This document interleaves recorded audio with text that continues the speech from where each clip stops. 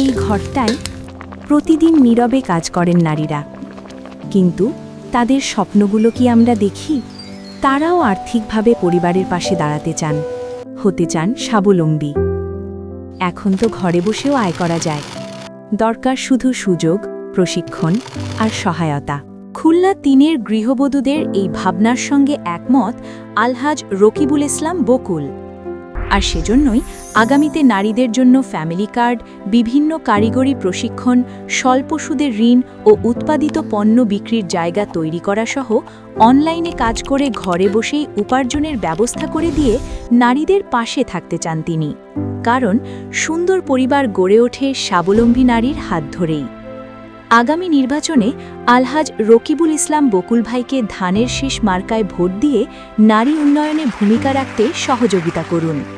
মনে রাখবেন, গৃহবধূর ক্ষমতায়ন সমাজের উন্নয়ন।